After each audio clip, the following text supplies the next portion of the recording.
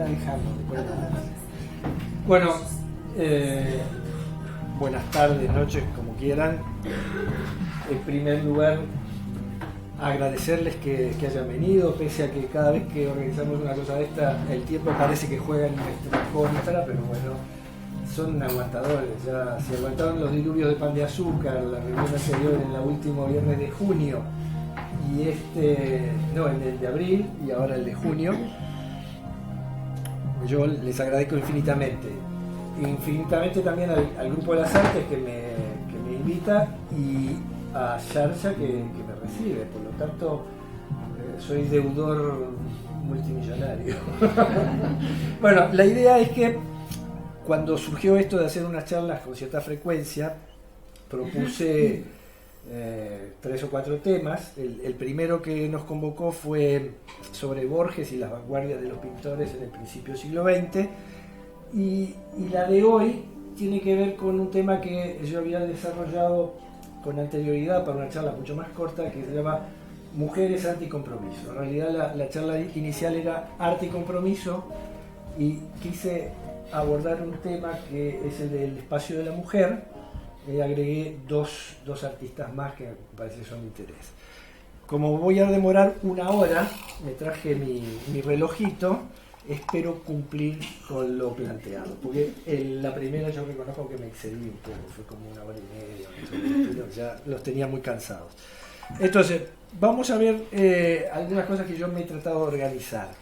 Lo primero que me gustaría contarles es que hace poco tuve que ir a Ibiza y una amiga me regaló esta foto que me viene estupendo por el tema de cómo ha cambiado la vida de algunas mujeres, en particular las ibicencas o payesas, que son esas 3 que van de la mano. No son monjas, son mujeres que se visten así, viven así. El último censo dice que hay 5 mujeres en la isla que todavía se visten tal cual se vestían a principios del siglo XX las mujeres payesas. Y en ese cruce de caminos, eso pasa en Formentera creo, se encuentran con los bárbaros que llegaban de Estados Unidos, de Holanda, que eran los hippies. Eso les produjo un cambio, un choque de culturas, que yo me lo imagino haber sido parecido a cuando Colón desembarcó en nuestro continente, y por un lado estaban las culturas originarias y por otro lado la cultura española. Ustedes imagínense mujeres que además miden todavía por un desarrollo en esa isla donde no han podido crecer más de 1,60 m. Ahora con las mezclas y todo lo demás, la población de Ibiza está creciendo en altura, y se encontraban con estos hippies holandeses de casi 2 metros. Entonces había todo un choque en lo físico, en lo cultural, en la forma de vestirse, y estas mujeres payesas se adaptaron a ese cambio. No digo que se transformaran en hippies, pero pudieron convivir con esa segunda oleada de visitantes. Ya la isla había tenido una oleada inicial de visitantes que eran los hijos de los ricos norteamericanos que querían que sus hijos no fueran a Vietnam, los escondían en Ibiza. Fueron los primeros foráneos que llegaron a Ibiza, que algunos fueron de la generación beatnik que escribía. Entonces, para plantear el estilo de vida de esas mujeres, nos ocurrió un pequeño texto, que si lo lees te lo agradezco. Así. ¿No puedo cantar un poquito? Como quieras. Mírense en el ejemplo de aquellas mujeres de Atenas. Viven para sus maridos, orgullo y raza de Atenas. Cuando amadas se perfuman, se bañan con leche, se arreglan sus melenas. Cuando fustigadas no lloran, se arrodillan, piden, imploran, más duras penas, cadenas. Mírense en el ejemplo de aquellas mujeres de Atenas. Sufren por sus maridos, poder y fuerza de Atenas. Cuando ellos embarcan soldados, ellas tejen largos bordados, 1000 cuarentenas. Y cuando ellos vuelven sedientos, quieren arrancar violentos, caricias plenas, obscenas. Mírense en el ejemplo de aquellas mujeres de Atenas. Se desvisten para sus maridos, bravos guerreros de Atenas. Cuando ellos se llenan de vino, acostumbran buscar el cariño de otras falenas. Pero al fin de la noche, en pedazos, casi siempre buscan los brazos de sus pequeñas Helenas. Mírense en el ejemplo de aquellas mujeres de Atenas. Engendran para sus maridos los nuevos hijos de Atenas. Ellas no tienen gusto o deseos, ni defectos, ni cualidades. Un miedo apenas. No tienen sueños, solo presagios. De su hombre, mares, naufragios, lindas sirenas, morenas. Mírense en el ejemplo de aquellas mujeres de Atenas. Temen por sus maridos, héroes y amantes de Atenas. Jóvenes viudas marcadas y gestantes abandonadas no hacen escenas. Se visten de negro, se encogen, se conforman y se recogen a sus novenas serenas. Mírense en el ejemplo de aquellas mujeres de Atenas. Secan por sus maridos, orgullo y raza de Atenas. Bueno, esto que es una canción de Chico Buarque, a mí me generó ese paralelismo con la vida de estas mujeres de Ibiza, no de Atenas, pero que claro, sus maridos no iban a la guerra, pero iban a alta mar a pescar y algunos volvían y otros no volvían. Y yo podría decir que en los años 68, 70, que se produjo este encuentro, esas mujeres todavía vivían un poco al estilo de las mujeres de Atenas. Entonces, esto es un poco de introito. Vamos a este pequeño cuadro temporal. Yo propuse 4 mujeres a analizar hoy. Tina Modotti, que es una fotógrafa. Simone de Beauvoir, que ahí me voy a meter en un tema donde voy a pelearme un poco. No, pelearme no, voy a tener algunas dificultades para ser claro en eso. Nina Simone, que es una cantante de música de jazz importantísima, y Paula Rego, una pintora portuguesa que de las 4 es la única que vive. Pero bueno, para que tengamos una idea de cómo en el tiempo coincidían estas vidas con mujeres uruguayas, me tomé la libertad de ponerles algunas referencias, ¿no? Juana Ibargurú, Petrona Viera, que es una pintora, Julia Arévalo, que es la primera mujer que tuvimos política en el Uruguay, con cargo de primero diputada o senadora, en algún momento fue, creo que fue abuela de esta modelo Julia Moren, exactamente. Y Luce Fabbri, una educadora italiana que hizo... No hace mucho que murió Luce Fabbri, no, hace poco, sí. Entonces, bueno, para que vean las correspondencias de tiempo y se puedan ubicar un poco en este eje temporal, como vamos a ver. La primera, Tina Modotti, es una mujer que nació en Udine, Italia. Esto me golpea muy cerca porque mi familia viene de un pueblito a 20 kilómetros de ahí, de Udine. Y como muchos friulanos, porque esa zona es el Friuli, emigró en este caso a los Estados Unidos. El Friuli es una tierra muy pobre, ya no lo es, pero en una época lo era, y por el 900, principios del 900, una tierra terriblemente pobre, tierra de emigración. Los friulanos se distribuyeron básicamente en Estados Unidos, en el río de la Plata, de ahí mi familia de alguna forma desembarca ahí, y en Australia también hay un gran componente de friulanos. Tiene una serie de idas y vueltas, tiene una vida muy activa en México, donde de alguna forma su carrera como artista la construye en México. Tiene algunos problemas políticos, vamos a ver su compromiso ahí. Su compromiso y militancia la lleva a participar en la Guerra Civil Española como apoyo, y termina muriendo en México, su tierra de adopción. En España queda poco rastro de lo que hizo, porque entre otras cosas estaba bajo el seudónimo de María, un nombre muy común en España, pero fue responsable de, después de la Guerra Civil o durante, ahí al final, de llevar los niños de los hijos de los republicanos. Hubo 2 grandes éxodos de chicos, unos se fueron para Estados Unidos y otros para Moscú. De hecho, todavía en España hay gente que busca a los niños del exilio, de los cuales Tina Modotti fue como coordinadora de eso, ¿no? Entonces, bueno, vamos a mirar alguna cosa. Tina Modotti llegó a Estados Unidos, era muy, muy bella, y un lugar que encontró para trabajar es en Hollywood. Y esto es una película que se llama El tapado del tigre o el de piel de tigre, una película muda, y estas son escenas de Tina Modotti, que encontró como primer lugar de trabajo emigrante el rol de actriz. Creo que hay alguna otra película más corta, esta es la más famosa. Yo me tomé el trabajo de cortarla, que dura como 1 hora y pico, no estamos para mirar 1 hora, ¿no? Esta es la Tina Modotti recién llegada a California. Hizo un trabajo de migración desde el Friuli a Génova, de Génova a Nueva York, de Nueva York a California, particularmente a Los Ángeles, y ahí estaban los famosos estudios que producían, era una industria, que les voy a contar de cine mudo. Bueno, Tina Modotti fue una de ellas, ¿no?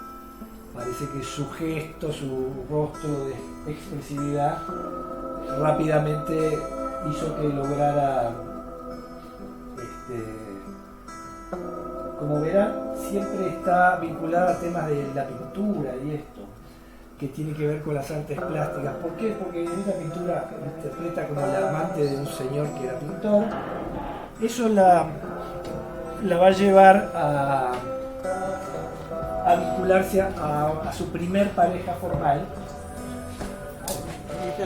No, adelante, por favor.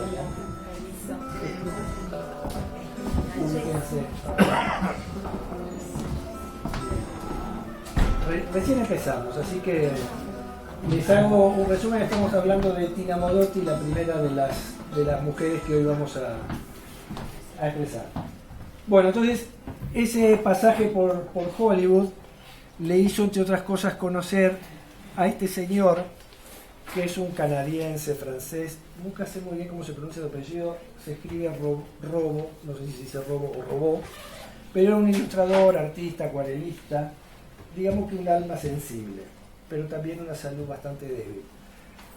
Con él emigra a México. Por primera vez Tina Modotti abandona los Estados Unidos y va a México, donde Robo, por su salud frágil, muere. Entonces ella va a volver a Estados Unidos, y en Estados Unidos va a conocer a este fotógrafo que se llama Edward Weston, un importante fotógrafo que desde el punto de vista de la técnica y de la fotografía tenía un prestigio, digamos, casi indiscutible. Era tal vez el fotógrafo más importante de esa época, donde la fotografía peleaba por salir de ser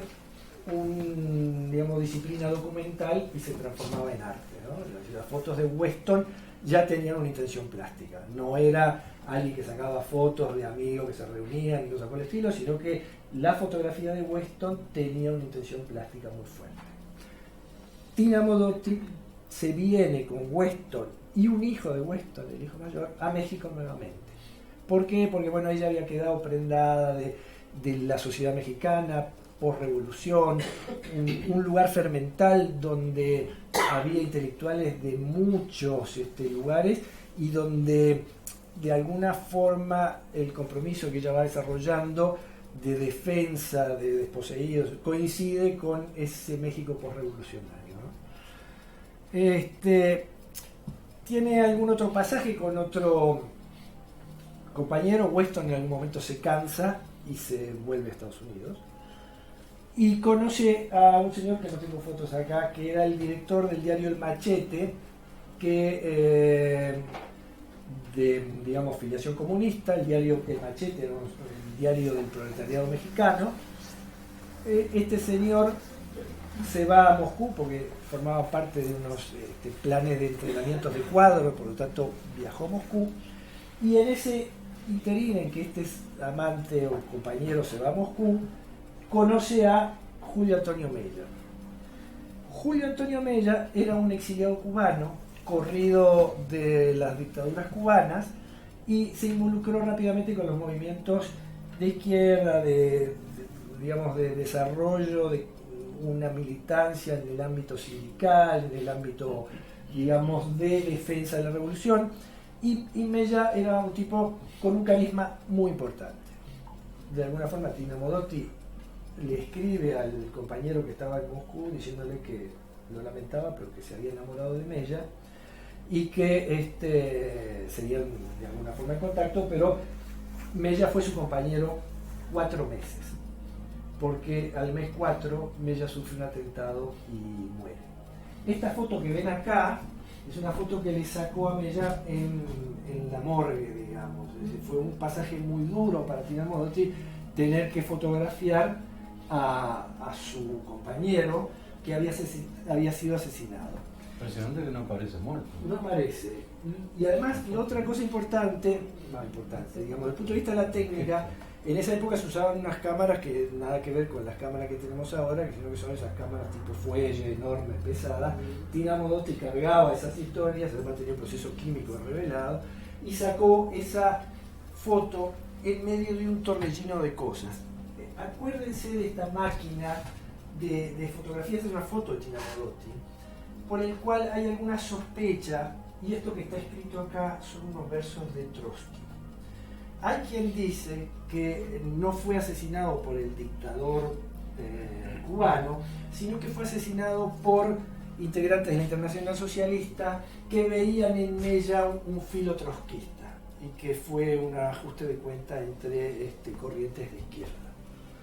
Esta es una foto de Tina donde lamentablemente le costó, no sé si le costó, no sé, hay quien dice que estos versos de Trotsky escritos en la máquina de Mella generaron como esa desconfianza con cuánto adhería Mella al socialismo y a la internacional. Entonces, el asesinato de Mella se produce en un día que Tina Modotti va caminando, en una noche va caminando con él.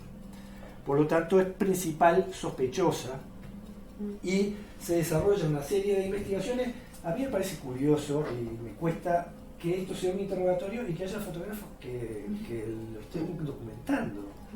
Yo no me imagino acá en Uruguay que alguien esté declarando por un crimen y haya cronistas tomándole la foto. Esta es una foto real, el interrogatorio que le hicieron a Tina Modotti, que además, entre los nervios, el shock de haber perdido a su compañera y toda la historia, cometió algunos errores en la declaración.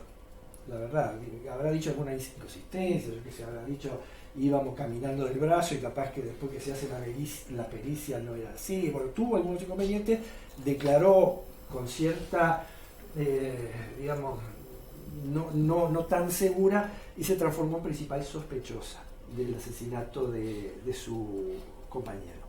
Eso hizo que le hicieran un allanamiento a la casa de Tina Modotti.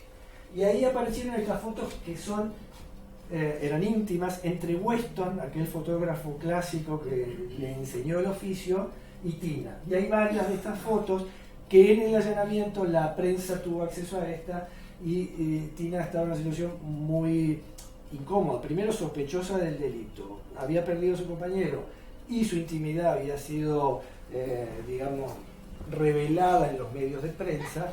Generó, digamos, una situación bastante terrible.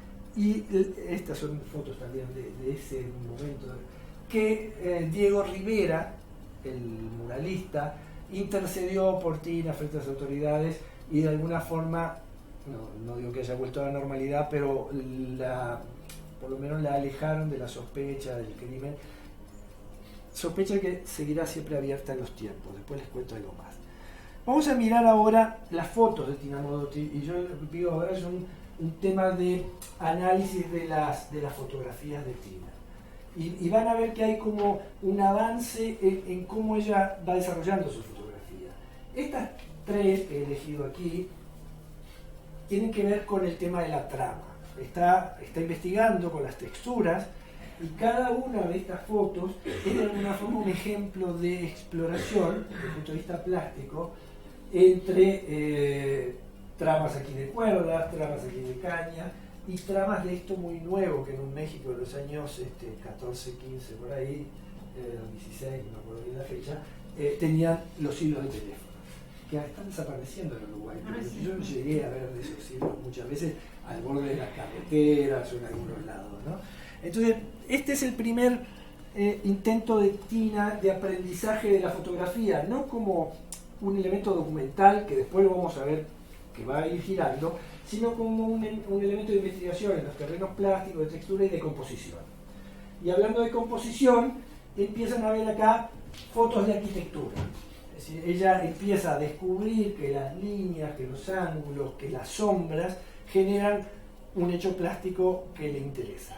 Entonces hay una serie de fotos donde no hay gente y donde las estructuras desde el punto de vista compositivo son el paisaje natural que encuentra en México, con una luz muy especial, ¿no?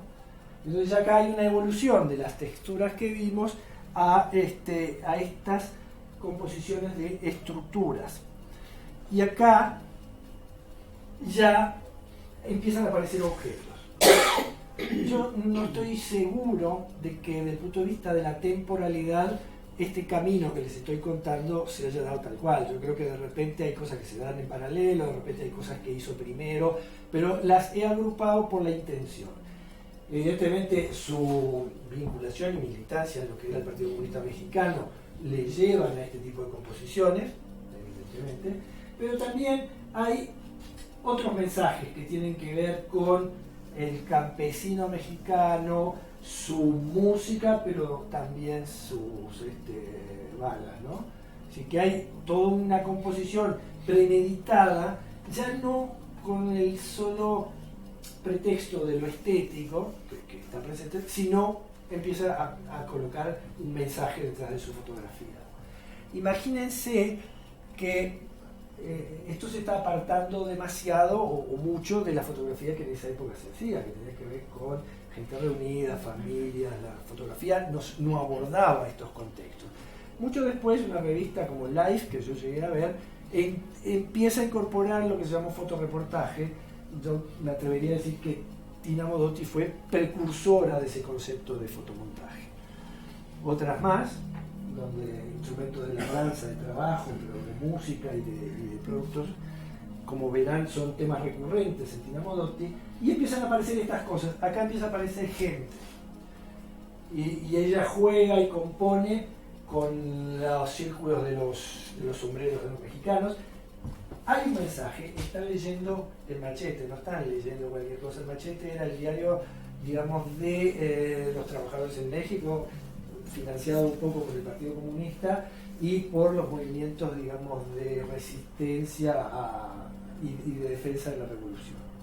Entonces hay una serie de fotos y ya la obra de Tina deja de ser una obra estrictamente de carácter, digamos, plástico, sino que hay un tema de mensaje y de fuerte compromiso con el México en el cual ella vive. Empieza a fotografiar las mujeres que de alguna forma en los mercados o en la calle le resultan de interés. Imagínense, no existían las camaritas como ahora o el celular, andaba con ese cajón horrible que fue precursor, y con lo que se llaman las placas de gelatina, que nada de celuloide, de cosas por el estilo, unas placas de vidrio que se sensibilizaban con una gelatina de plata, y después había todo un proceso de revelado muy cuidadoso. Si uno mira, yo ahora lo estoy viendo en la pantalla acá, pero acá igual se ve bastante, el grado de contraste que esto tiene, el grado de definición, primero porque era un negativo de 20 por más o menos 30 y pico centímetros, y porque las sales de plata lograban, desde el punto de vista de lo que se llama el grano, una definición impresionante. Entonces ya estamos hablando de una fotógrafa que ha llegado a la madurez, ¿no? Es decir, Tina Modotti aquí tiene, si yo tuviera que calificarla, el grado de maestra en este tema, ¿no? Más allá de que andaba por México polvoriento.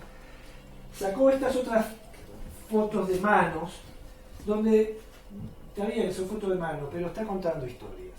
Está contando historias de la vida de estos personajes, de lo duro de la gente, en este caso trabajadores de la construcción, y sus manos como un, digamos, testimonio de esa dureza del trabajo de los que construían el México de esa época.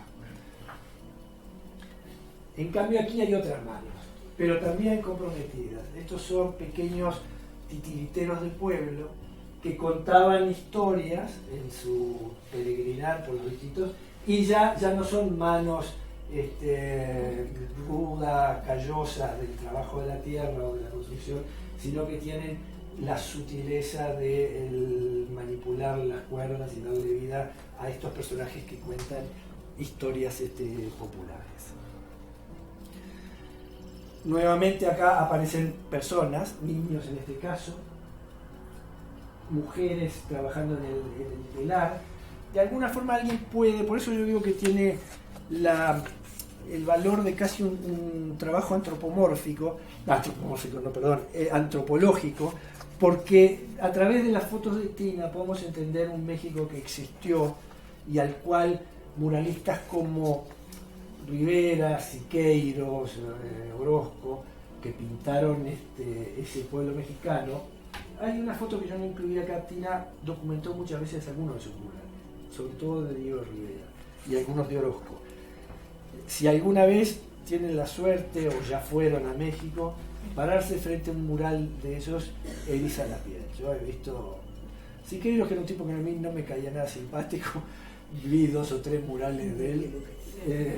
No era muy querido. No era muy querido, ¿no? Yo llegué con prejuicios a Siqueiros, pero tuve la suerte de ir a 1 o 2 lugares donde había esos gigantes murales y está difícil, ¿no? Se eriza la piel, ¿no? Tiene que ser muy de madera. Entonces, bueno, he aprendido